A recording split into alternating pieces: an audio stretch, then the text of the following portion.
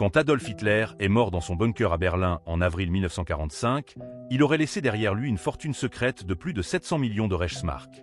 Si l'on convertit cette somme aujourd'hui, elle pourrait dépasser 5 milliards de dollars américains. Mais la vraie question est troublante. Comment un homme qui dormait autrefois dans des refuges pour sans-abri, vendait des cartes postales bon marché et peignait de petites aquarelles pour survivre est-il devenu l'un des hommes les plus riches d'Europe? Et surtout, où est passé cet argent après la Seconde Guerre mondiale?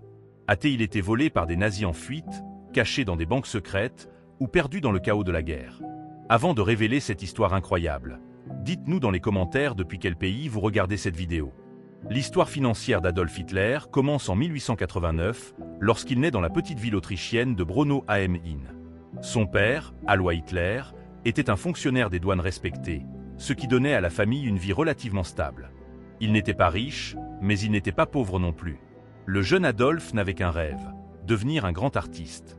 Il aimait dessiner des bâtiments et des paysages pendant des heures. Mais son père voulait tout autre chose. Alois voulait que son fils devienne fonctionnaire, avec un salaire stable et un avenir garanti. Ce conflit a créé une forte tension familiale. Le véritable désastre commence en 1907, quand Hitler part à Vienne, capitale brillante de l'Autriche, remplie d'art et de culture. Il est persuadé que l'Académie des Beaux-Arts de Vienne va l'accepter. Pourtant, il est refusé. Puis refusé une deuxième fois. L'école estime que ses dessins sont insuffisants et que son niveau ne correspond pas aux exigences de l'institution. Après ce double échec, Hitler se retrouve bloqué à Vienne sans plan alternatif et presque sans argent.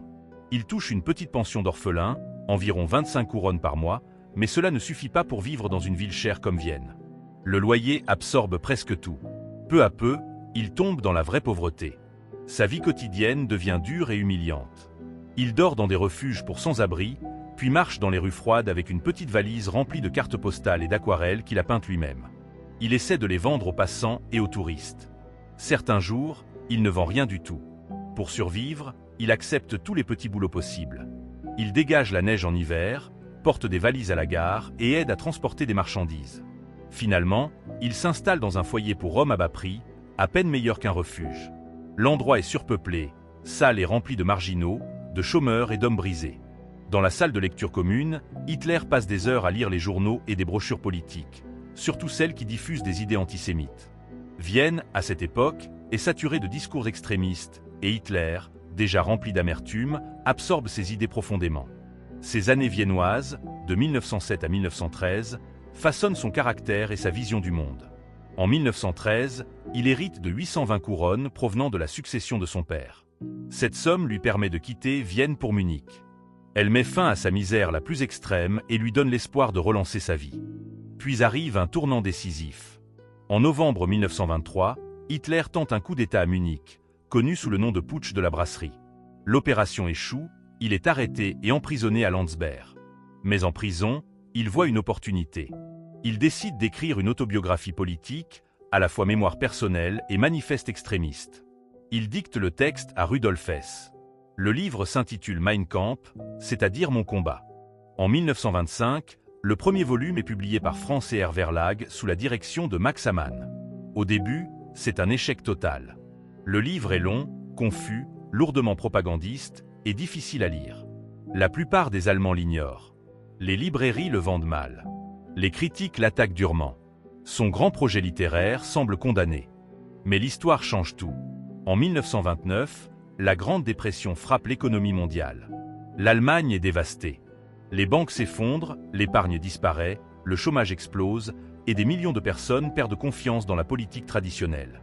Dans ce climat, les solutions extrémistes d'Hitler paraissent soudain crédibles à beaucoup de gens désespérés. Les ventes de Mein Kampf commencent à monter.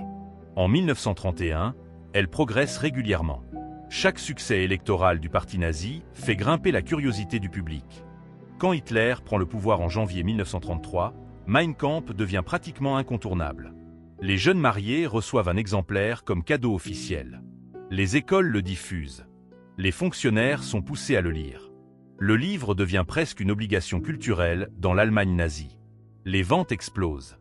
En 1933, elles atteignent environ 1,5 million d'exemplaires sur une seule année. Entre 1925 et 1933, Hitler gagne environ 1,2 million de Reichsmark grâce aux droits d'auteur. L'artiste raté qui dormait dans les refuges possède désormais des millions. Le livre ne s'arrête pas à l'Allemagne. Il est traduit en 16 langues, notamment en anglais, en français, en italien et en espagnol. Des éditeurs étrangers paient des droits importants. Même dans des pays de plus en plus hostiles à l'Allemagne nazie, des éditeurs américains et britanniques versent des avances avant le durcissement complet des restrictions de guerre. En 1939, le livre s'est vendu à plus de 5 millions d'exemplaires. À la mort d'Hitler en 1945, environ 12 millions d'exemplaires ont circulé en Allemagne et dans l'Europe occupée. Vers 1932, Hitler gagne déjà d'énormes sommes grâce à ses droits d'auteur et à ses discours publics. Pourtant, il ne respecte pas normalement les obligations fiscales. Les autorités fiscales de Munich ouvrent une enquête, puis une lourde dette fiscale est calculée. Après son arrivée au pouvoir, des responsables déclarent finalement qu'il est exempté d'impôts, ce qui lui permet d'accumuler encore plus de richesses. Avec cet argent qui entre sans être taxé, Hitler développe un style de vie luxueux. L'un de ses grands investissements est le Berghof, à l'origine une maison modeste achetée en 1928, puis transformée en résidence de prestige.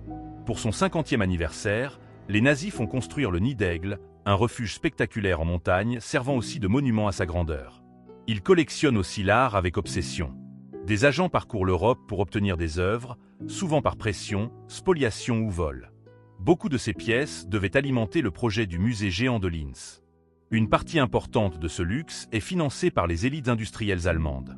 Des hommes comme Fritz Thyssen et Gustav Krupp soutiennent financièrement Hitler et le parti nazi, espérant obtenir en échange influence et avantages économiques. Pendant que les Allemands ordinaires vivent avec les rationnements, Hitler bénéficie d'un confort quasi royal. À la fin des années 1930, sa richesse dépasse probablement les banques allemandes. La Suisse, neutre et protégée par des lois strictes sur le secret bancaire, offre un refuge idéal pour des avoirs sensibles. L'étendue exacte de ses actifs suisses reste incertaine, notamment parce que de nombreux documents ont été détruits dans les derniers mois de la guerre. Son gestionnaire Max Amann joue un rôle clé dans la coordination de ses revenus, qu'ils viennent de Mein Kampf, des finances du parti ou d'autres sources. Les autorités américaines ont plus tard saisi 255 000 $ de droits liés à Mein Kampf en vertu du Trading with the Enemy Act, ce qui représente l'un des rares éléments clairement documentés de récupération financière. En parallèle, une partie de ces avoirs aurait été convertie en immobilier, en art volé et en placements déplacés hors d'Allemagne. Quand Hitler se suicide dans son bunker berlinois en avril 1945, toute idée de fuite disparaît avec lui. L'Allemagne nazie s'effondre, les Alliés cherchent ses actifs, et son testament secret aurait prévu que ses biens reviennent au parti nazi ou, à défaut, à l'État allemand. Mais ces structures s'écroulent en même temps que le Reich. Finalement, la Bavière récupère le contrôle d'une partie de son héritage ainsi que les droits de publication locaux de Mein Kampf pendant des décennies. Les enquêteurs découvrent des traces de revenus multiples, de biens immobiliers et de collections d'art d'une valeur potentiellement énorme. Pourtant, une grande partie a déjà disparu. Des documents ont été détruits. Des responsables clés sont morts ou ont disparu. Suivre l'argent devient presque impossible. Certains biens ont été saisis, d'autres détruits, d'autres encore ont probablement été détournés dans le chaos final.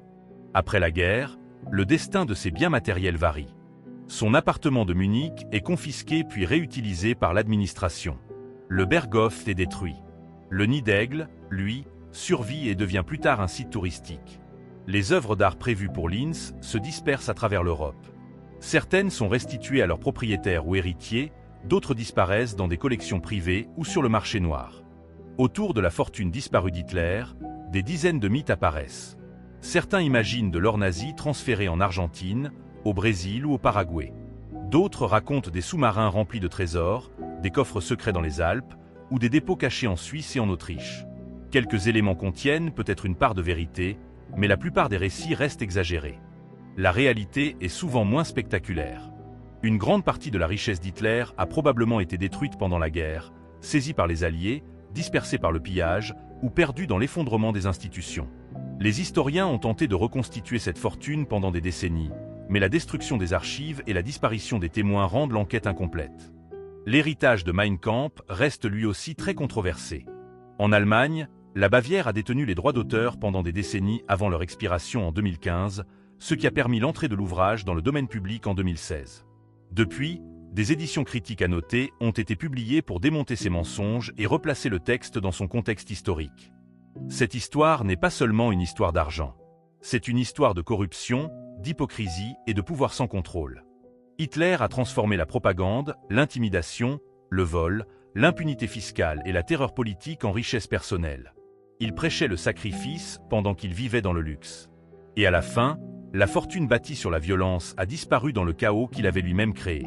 Si cette vidéo vous a intéressé, abonnez-vous à la chaîne, activez la cloche et regardez notre prochaine vidéo sur ce qui est arrivé à la famille d'Hitler après la Seconde Guerre mondiale.